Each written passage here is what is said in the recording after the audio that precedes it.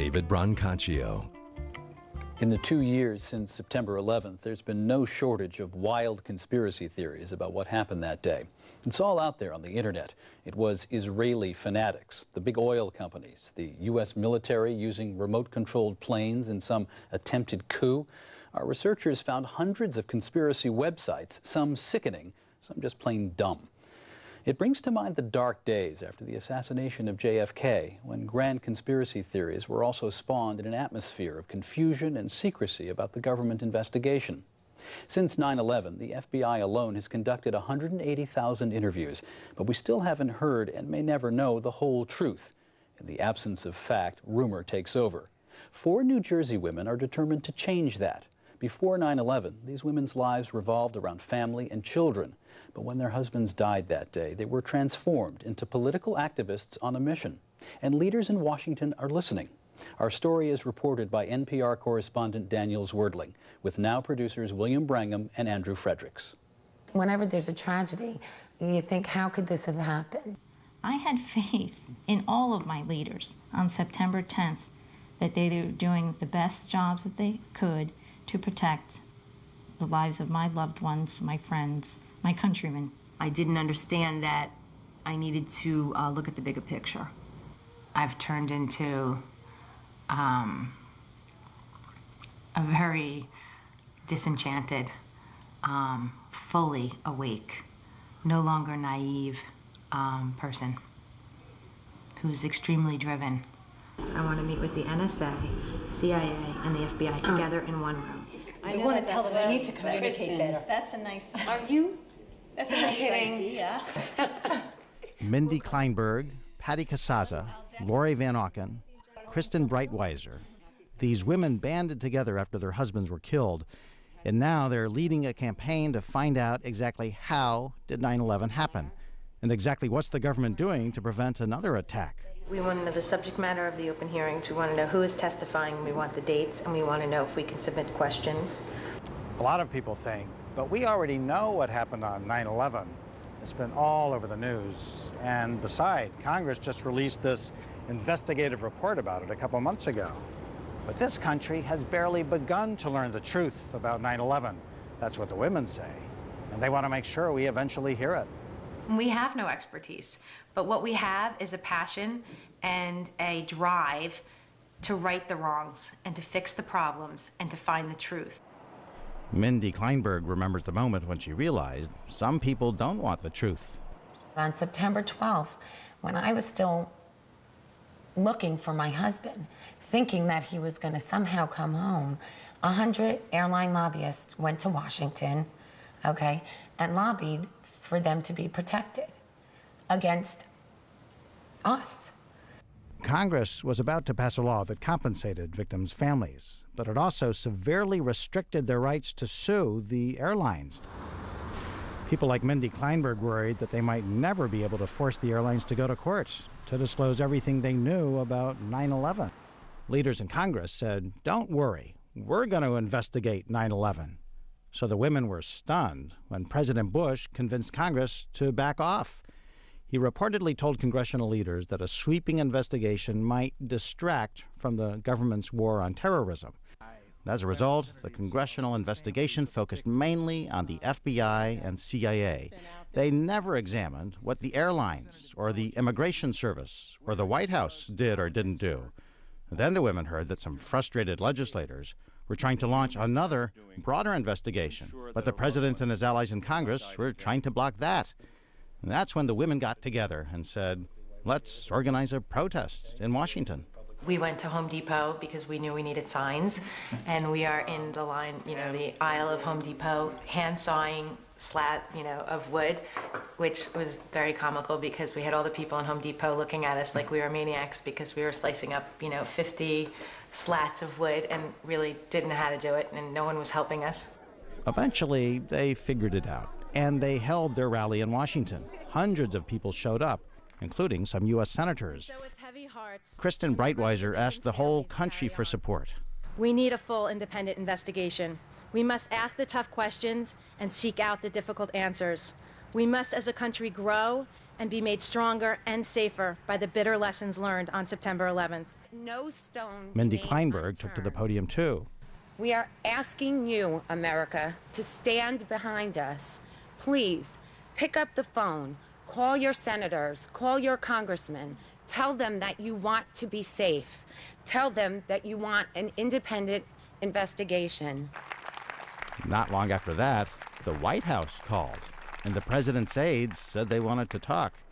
In fact, the New Jersey women and a handful of other survivors had a series of meetings at the White House. Some were reportedly rather heated, but in the end, President Bush changed his position, and Congress agreed to launch a new independent commission to investigate 9/11. The commission is supposed to probe every corner of government and then recommend how it needs to change. And I am honored to be here with the families. Tim Romer is a member of this commission. He's a former Democratic congressman. Romer says the commission wouldn't exist if it weren't for the 4 New Jersey widows. One of the most influential things that they did for me was not only dig into facts and give me knowledge, but really inspire me, both with their effort to move forward and say, we're not giving up. We will never give up. We are going to make government be accountable, and we are going to get answers. Romer was also part of the earlier congressional investigation. One of the women, Kristen Breitweiser, was in my office, and she said to me, Tim, we need you to be our prosecutor. We need you to not just ask the tough questions, but to knock down the doors. And she said, I have a wedding ring. And she took it off her finger, and she handed it to me. She said, you hold this. Where do you think I got this? And I said, maybe Ron gave that to you, and fumbled, and I didn't know. And she said, a couple months after 9/11, they found that ring that's in your hand. That's all I have left, my husband. And they found that ring on a finger. And I have a 3-year-old. And I want to be able to tell her someday what happened to her father and what happened to the country. That's what we're trying to do in this 9/11 commission. But the New Jersey women figured they couldn't just trust that the commission would dig up the truth, so they started digging on their own. This was the beginning of our research. We printed articles, copied them. They gathered mountains of information from the internet and old newspapers. They took their binders to Washington. They met with members of Congress and spent days in hearings. They compared what different officials said and began to find discrepancies and contradictions. For instance, government officials say they can't establish an exact timeline for the events on 9/11. They can't even confirm exactly what time each plane was hijacked or exactly what time they learned that the planes were hijacked. I sat in that hearing, and a lieutenant colonel at NORAD is saying that, you know, the times in the logbook that we have written down might not be the exact time that the event happened. It could have just been when the person went and logged it in. And I'm thinking, this is the military. Aren't these the guys that say 0800 and, you know, have everything to the second? And, you know, is that not what we know about them? And now you have this catastrophic event, and you got to call in about a hijacking, and it didn't get logged at the exact time. I mean, it doesn't make common sense. The women found government documents that spell out exactly what officials are supposed to do the moment that a plane goes off course or cuts off its signals to ground control or does anything unexpected. And they read that NORAD sent up fighter jets dozens of times in the year before the attack to check out erratic aircraft. So the women wonder, what happened on 9/11? On the morning of September 11th, we had 4 planes drastically off their flight paths, transponders disconnected, and the FAA procedure and protocol to notify NORAD and for NORAD to scramble fighter jets were not followed. And it wasn't like they all happened in the course of an hour. What I think is very frustrating is looking back when I speak to people, they say, well, it happened in such a short span of time. It did not happen. It happened over the course of 2 hours. You're telling me over the course of 2 hours, Andrews Air Force Base in the Washington, D.C. area, which houses F-16s, which fly cover for Air Force One, could not get a plane up in the air to cover the Pentagon? The more the women searched for answers, the more they learned how the system works. For instance, the more you appear in the media, the more the world comes to you. Because of our work being reported in the papers, we had people reaching out to us. We met with an air traffic controller from Newark who flat out said to us, look, I don't know what happened. All he could tell us was that the FBI showed up, took all of their files, all of their recordings, and walked out.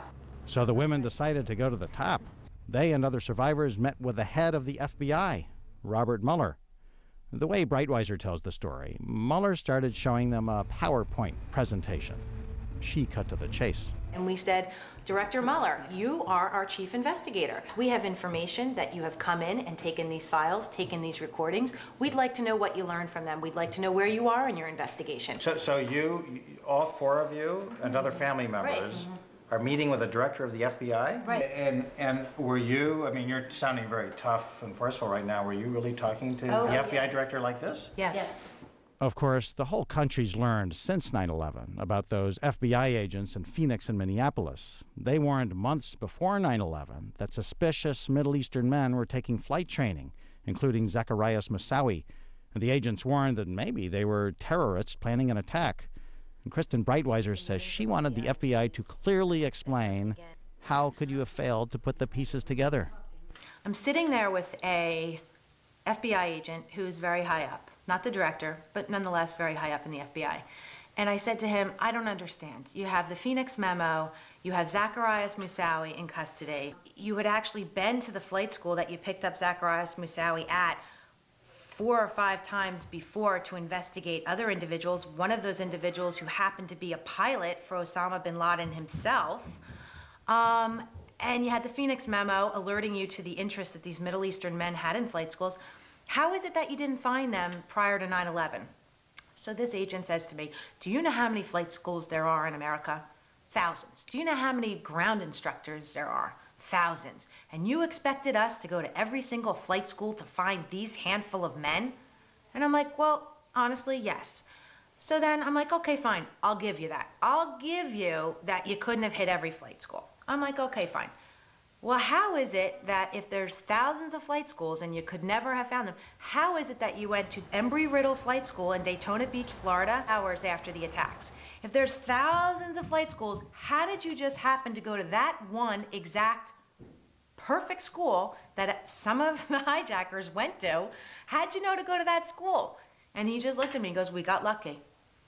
Breitweiser suspects that the FBI was actually following the terrorists before 9/11. FBI officials deny that. But the congressional investigation discovered that some U.S. intelligence officials did have crucial information about al-Qaeda and its plots years before 9/11. They even knew that terrorists might be plotting to use airplanes as weapons. For instance, in 1995, intelligence officials learned that al-Qaeda planned to crash a plane into CIA headquarters. In 1998, they got warnings that terrorists planned to crash a plane into the World Trade Center. In the spring of 2000, the CIA knew that an al-Qaeda operative had moved from Malaysia to California and that another had a visa to come to the United States. Those two would later hijack the plane that crashed into the Pentagon. And just a month before the 9/11 attacks, President Bush himself learned at a briefing that al-Qaeda might have plans to hijack commercial airliners. If you watch the televised press reports, and this is something that also angered us early on, is you have Condoleezza Rice saying we could never have anticipated planes being used as bombs. I don't think anybody could have predicted that these people would take an airplane and slam it into the World Trade Center, take another one and slam it into the Pentagon. If you reach a certain level in the government or in private industry or anywhere, incompetence should not fly. If you are incompetent in any facet of your job, you should no longer be there. And I don't understand why that feeling is not passed on in Washington. I don't understand how George Tenet could still have his job. I don't understand how Robert Mueller could still have his job. I don't understand how Condoleezza Rice could still have her job. Why? Why? Because they completely and utterly failed. The New Jersey women say they're getting skeptical that the 9/11 Commission can do its job. The commission is supposed to dig up all the facts, but the commission's chairman has complained publicly that Bush administration officials aren't cooperating. They're not turning over key documents. The White House won't let the commission interview government employees unless there's a minder in the room. Meanwhile, the women keep asking more questions that they want the commission to resolve.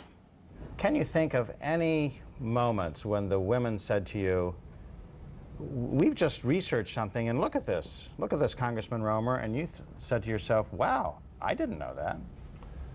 That happens on pretty much a weekly basis. They are always telling me, we need you to kick down the doors, to be responsible, to be our prosecutor, and get at the facts. These women are a little bit direct.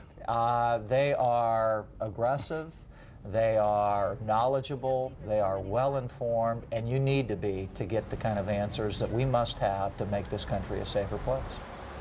The women's crusade began in the aisles of Home Depot. Then it moved to the White House.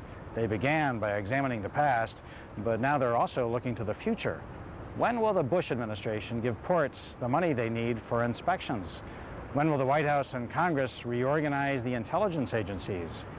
And what about America's relationships with the rest of the world? Before 9/11, you know, my husband and I had the Wall Street Journal, Barron's, and the New York Times delivered to the house. And I would open the New York Times and I would skip I'd read the front page and I'd skip the next 3 pages. And those 3 pages were about the Middle East and, or, you know, the Soviet bloc, or, you know, I never read them. And I never read them because I never thought it mattered. And ironically enough, my husband was killed by Middle Eastern terrorists. And I think to myself, my God, I should have read those stupid pages. I should have known who Osama bin Laden was. I should have known the name Al-Qaeda. And I think that really, for me, that's a wake-up call. I thought democracy just worked. And I learned that it doesn't go like that. That if you want to live in this great country of ours with our fabulous democracy and our Constitution and, you know, our different rights, freedom of speech and all the things that we take for granted, you have to fight for those things. Next week on